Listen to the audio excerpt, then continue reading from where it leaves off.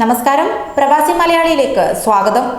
COVID-19 പശ്ചാത്തലത്തിൽ വിദേശ രാജ്യങ്ങളിൽ കുടുങ്ങിക്കിടക്കുന്ന പ്രവാസി ഇന്ത്യക്കാരെ മടക്കിക്കൊണ്ടുവരാൻ ആരംഭിച്ച പദ്ധതിയാണ് വന്ദേ ഭാരത് മിഷൻ. പ്രവാസികളെ നാട്ടിലെത്തിക്കാൻ ആരംഭിച്ച വന്ദേ ഭാരത് മിഷൻ ഇന്ന് 1 മാസം പിന്നിടുകയാണ്. ഈ മിഷൻ 3ാം ഘട്ടത്തിലേക്ക് കടക്കുമ്പോൾ ഈ പദ്ധതി എത്രത്തോളം വിജയകരമായിരുന്നു എന്നതാണ് ഉയരുന്ന ചോദ്യം. രജിസ്റ്റർ ചെയ്ത പ്രവാസികൾക്കെല്ലാം തന്നെ നാട്ടിലെത്തിക്കാൻ സാധിച്ചോ? സർക്കാർ നിർദ്ദേശിച്ച മുൻഗണനാ ക്രമത്തിലുള്ള എത്ര പേർക്ക് ഇതുവരെ നാട്ടിലേക്ക് എത്താൻ കഴിഞ്ഞു?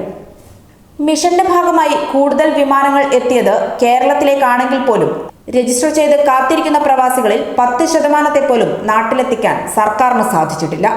അതിനിടെ നിരക്ക് കൂട്ടി ചാർട്ടേഡ് വിമാനങ്ങൾ കൂടി ഇതോടൊപ്പം വരുന്നു. 3 ഘട്ടങ്ങളിലായി 133 വിമാനങ്ങളിൽ ഏകദേശം 22,483 പേരെ മാത്രമാണ് ഏറ്റവും കൂടുതൽ പ്രവാസികളുള്ള ഗൾഫ് രാജ്യങ്ങളിൽ നിന്നും 1 മാസത്തിനിടെ കേരളത്തിലേക്ക് എത്തിക്കാൻ സാധിച്ചത്. നോർക്കയിൽ രജിസ്റ്റർ ചെയ്ത 4 ലക്ഷത്തോളം ഗൾഫ് പ്രവാസികളിൽ 6% പോലും നാട്ടിലെത്തിയിട്ടില്ല. പ്രവാസികളുടെ മടങ്ങിവരവിൽ അവ്യക്തതകളും നിലനിൽക്കുകയും ചെയ്യുന്നു. വലിയ ദുരിതപാതയിലൂടെയാണ് പ്രവാസികളുടെ യാത്ര. ദിനംപ്രതി മണലാരണ്യങ്ങളിൽ മരിച്ചു വീഴുന്ന മലയാളികൾ ഉൾപ്പെടെയുള്ള പ്രവാസികളുടെ വാർത്തകൾ നമ്മുടെ നെഞ്ചിൽ ചാട്ടുളി പോലെ വന്നു പതിക്കുമ്പോഴും സർക്കാരിന് അനക്കമില്ല എന്നതാണ് ഈ നിസ്സംഗത സൂചിപ്പിക്കുന്നത്. 1 മാസം തികയുമ്പോഴാണ് സൗദിയിൽ നിന്നുള്ള വന്ദേ ഭാരത് മിഷൻ വിമാനങ്ങളുടെ നിരക്ക് ഇരട്ടിയാക്കുന്നു എന്ന വാർത്തകൾ വരുന്നത്.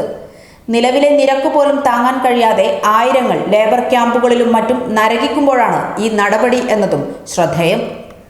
3ാം ഘട്ടത്തിൽ 85 വിമാനങ്ങൾ കേരളത്തിലേക്ക് പറന്നപ്പോൾ 4ാം ഘട്ടത്തിൽ ഇതുവരെ പ്രഖ്യാപിച്ചത് 60-ൽ താഴെ വിമാനങ്ങൾ മാത്രമാണ്.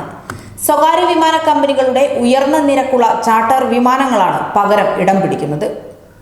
ഗൾഫ് പ്രവാസികളെ കൊണ്ടുപോകാൻ എത്തുമെന്ന് പ്രഖ്യാപിച്ചിരുന്ന നാവികസേനയുടെ കപ്പലുകളാകട്ടെ 1 മാസം പിന്നിടുമ്പോഴും എങ്ങും എത്തിയിട്ടില്ല. ഇനി അടുത്തത് 4ാം ഘട്ടമാണ്. 4 ഘട്ടം പൂർത്തിയാകുമ്പോഴും ഭൂരിഭാഗം പ്രവാസികളും തങ്ങളുടെ നാട്ടിലേക്കുള്ള മടങ്ങിവരവ് എന്ന സ്വപ്നം പൂർത്തിയാക്കാൻ സാധിക്കാതെ സങ്കടക്കടലിലാണ്. പലരും നാട്ടിലേക്ക് എത്തുക എന്നതും പ്രിയപ്പെട്ടവരെ കാണുക എന്നുമൊക്കെയുള്ള തങ്ങളുടെ സ്വപ്നങ്ങൾ ബാക്കിയാക്കി പാതി വഴി പൊലിഞ്ഞുപോയി. ഇപ്പോഴും പ്രവാസ ലോകത്തു നിന്നും മുറവിളികൾ ഉയരുകയാണ്. തങ്ങളെ എങ്ങനെയെങ്കിലും നാട്ടിലെത്തിക്കണമെന്ന് ആവശ്യപ്പെട്ട് സോഷ്യൽ മീഡിയകളിൽ പ്രത്യക്ഷപ്പെടുന്ന പോസ്റ്റുകളും നിരവധിയാണ്.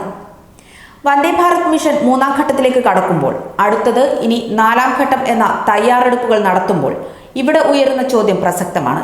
ഈ മിഷൻ എത്രത്തോളം വിജയകരമായി എന്നത്. അർഹതപ്പെട്ടവർക്ക്, ഏറ്റവും അത്യാവശ്യക്കാർക്കെങ്കിലും നാട്ടിലെത്തിക്കാൻ സാധിച്ചോ എന്ന ചോദ്യം.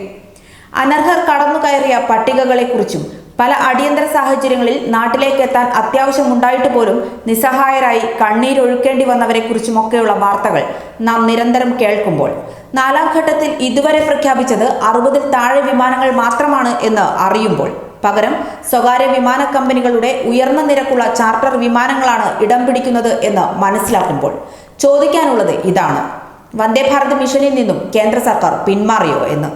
പിന്നെ എന്തിനായിരുന്നു ഈ കൊട്ടിഘോഷിക്കലുകളെല്ലാം?